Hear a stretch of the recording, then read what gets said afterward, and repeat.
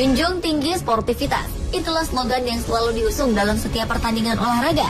Sayang, dalam prakteknya masih kerap terjadi insiden atau tindakan yang jauh dari kata sportif.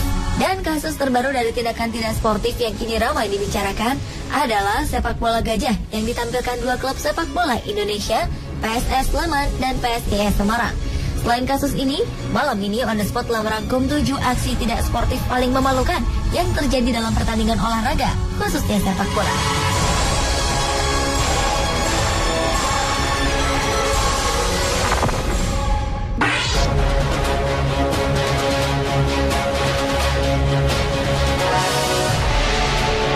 Wajah sepak bola Indonesia kembali tercoreng. Dua tim divisi utama melakukan tindakan tidak sportif ketika saling berhadapan di perempat final divisi utama Minggu 28 Oktober 2014 lalu. Kedua tim ini adalah PSS Sleman dan PSIS Semarang. Demi memilih lawan di babak semifinal, kedua tim ini bermain tanpa arah dan tak ingin menang. Diduga mereka ingin menghindari Borneo FC. Tidak ada serangan mematikan dari kedua kubu. Mereka lebih banyak memainkan bola di daerah pertahanan masing-masing. Keanehan kian memuncak ketika pada menit 87, pemain PSS Sleman Agus Setiawan mencetak gol ke gawangnya sendiri. Selanjutnya Hermawan Jati juga membobol gawangnya sendiri yang membuat PSS Sleman ketinggalan 0-2. Sang lawan PSIS Semarang tak kehilangan akal. Demi mewujudkan keinginan untuk kalah, mereka memborong 3 gol bunuh diri di menit-menit akhir pertandingan lewat Fadli Manan dengan 1 gol dan Komaidi dengan 2 gol.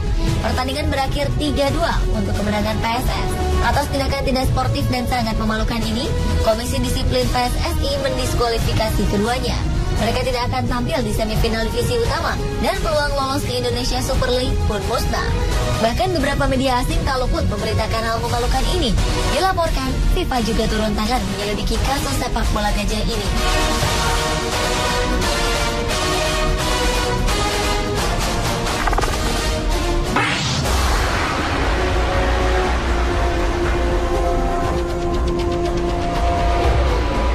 Sepak bola gajah sudah pernah mencoreng nama Indonesia sebelumnya. Ketika itu, tim nasional Indonesia tengah berhadapan dengan Thailand di babak penyisihan grup Piala Tiger Cup 1998. Kedua negara sama-sama sudah memastikan diri lolos ke semifinal. Laga ini akan menentukan siapa lawan yang akan dihadapi di semifinal. Sang pemenang akan bertemu tuan rumah Vietnam, sementara yang kalah akan menghadapi Singapura. Baik Indonesia maupun Thailand sama-sama ingin kalah demi bisa menghadapi Singapura di semifinal.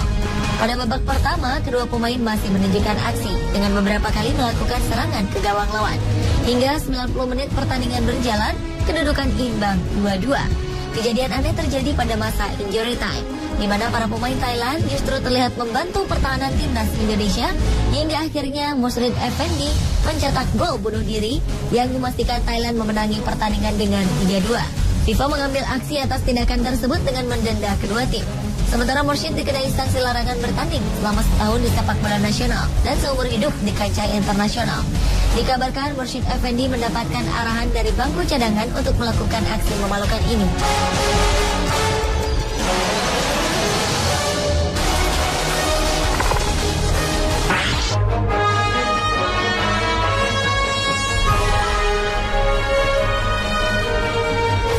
Laga antara AS Adema dan Solomon ini terjadi di Madagaskar 31 Oktober 2002 silam.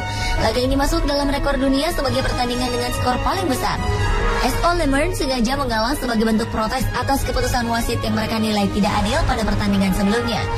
Laga ini merupakan salah satu dari babak round robin antara 4 tim yang berebut menjadi juara nasional.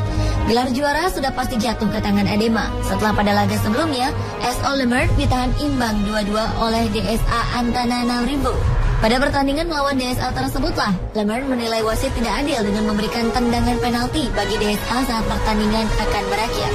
Sebagai bentuk protes, pada pertandingan terakhir melawan Adema, mereka mencatat 149 gol bunuh diri. Akibat tindakan yang mencoreng sportivitas olahraga ini, pelatih Lemern dikenai sanksi selama 3 tahun. 4 pemain dikenai sanksi hingga akhir musim dan dilarang mengunjungi stadion. Pemain lainnya diberi peringatan keras.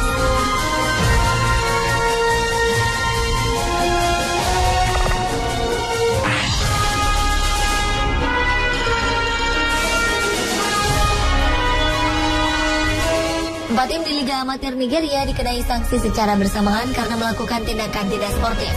4 tim ini adalah Plateau United Feeders, Akurba FC, Police Machine, dan Babayaro FC. Plateau dan Police Machine memiliki poin sama hasil dari 2 pertandingan babak playoff. Siapa yang lolos promosi ke level lebih tinggi ditentukan oleh jumlah gol. Demi mendapatkan promosi, mereka rela mencederai nilai-nilai sportivitas. Plateau mengalahkan Akurba dengan 79-0, sementara Police Machine menaklukkan Babayaro dengan 67-0.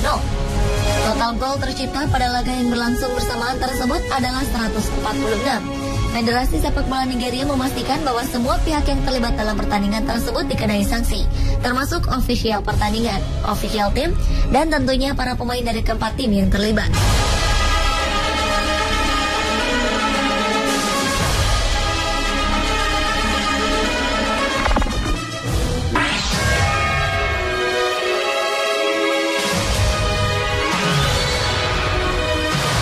Kasus tidak sportif dalam olahraga juga terjadi di pertandingan antara tim nasional Barbados dan timnas Grenada yang bersaing di babak kualifikasi Caribbean Cup 1994. Barbados butuh kemenangan dengan selisih 2 gol untuk lolos kualifikasi.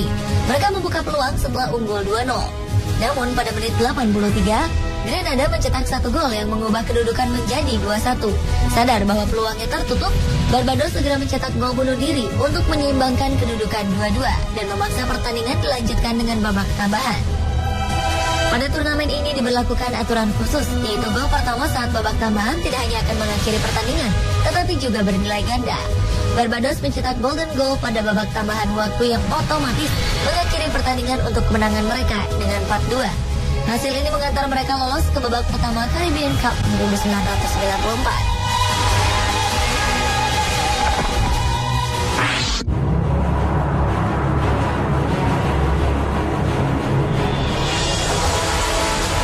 Piala AFF 2010 menyisakan kisah bagaimana sebuah tindakan tidak sportif terjadi.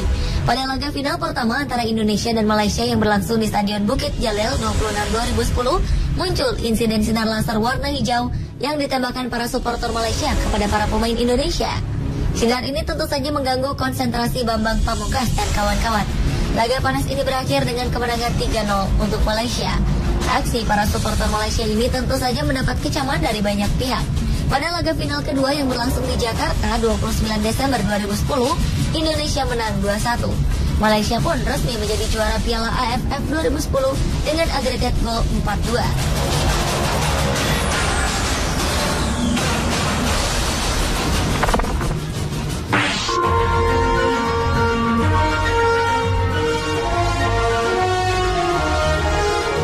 Tindakan paling tidak sportif lainnya adalah peristiwa ketika striker andalan tim nasional Uruguay Luis Suarez menggigit bahu pemain belakang Italia, Giorgio Chiellini. Ini terjadi pada pertandingan Piala Dunia 2014 di Brazil. Akibat tindakannya ini, FIFA pun menjatuhi sanksi larangan bermain di ajang resmi selama 4 bulan kepada penyerang 27 tahun ini. Sebagai catatan, ini bukanlah untuk kali pertama Suarez melakukan tindakan tidak sportif dengan menggigit lawannya. Ketika masih membela Liverpool di Liga Premier Inggris, Suarez pernah menggigit pemain Chelsea Branislav Ivanovic. Ketika itu dia dikenai sanksi larangan bertanding di Liga Premier selama 10 pertandingan. Sebelumnya, tepat pada 2010 di Liga Eredivisie Belanda, Suarez yang memperkuat Ajax Amsterdam menggigit bahu gelandang PSV Eindhoven, Oudman Bakal.